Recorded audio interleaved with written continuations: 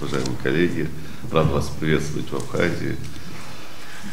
В первую очередь, конечно, хотел бы отметить, что, несомненно, нас радует, что за последнее время очень активно развивается взаимодействие между нашими странами, между Республикой Абхазия и Российской Федерацией. И, конечно же, ваш визит очередное тому подтверждение.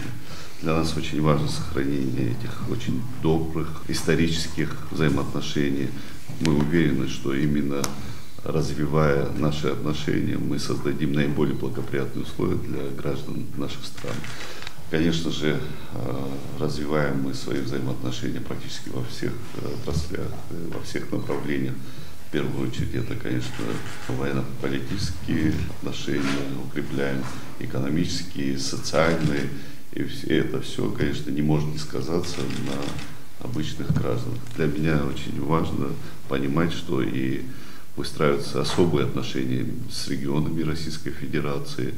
И, конечно же, Псковская область, как один из динамично развивающихся регионов, то, что мы имеем возможность сегодня взаимодействовать, нас не может не радовать. Спасибо вам большое за то внимание, которое вы уделяете взаимодействию с Республикой Абхазия. Я знаю, что запланировано подписание соглашения с Кудоводским районом об оперативных взаимоотношениях.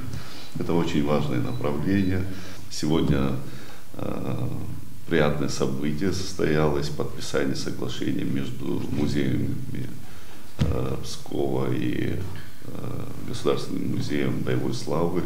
Это именно то, что сохранит наши взаимоотношения, историю наших стран. Мы всегда последовательны в своих действиях и шагах. Абхазия всегда выстраивала очень добрососедские, теплые взаимоотношения с Российской Федерацией. Вы знаете, что по тем возможностям, которые существуют в нашей республике, мы всегда рядом с великим государством Российской Федерации. Сегодня проведение специальной военной операции. Наши граждане принимают участие, никто их туда преднамеренно и насильно не отправляет. Это зов сердца, это та гражданская позиция граждан нашей страны, которая уверена в том, что все, что сегодня происходит, это несправедливость по отношению к Российской Федерации. Мы готовы стоять плечом к плечу, отстаивать правду, которая нам всем сегодня необходима. Мы придаем особое значение развитию взаимоотношений, как я отметил ранее. Уверен в том, что и сегодняшний ваш визит придаст дополнительный импульс развитию этих взаимоотношений. Позвольте вас еще раз поприветствовать и пожелать всем нам успехов в реализации намеченных планов.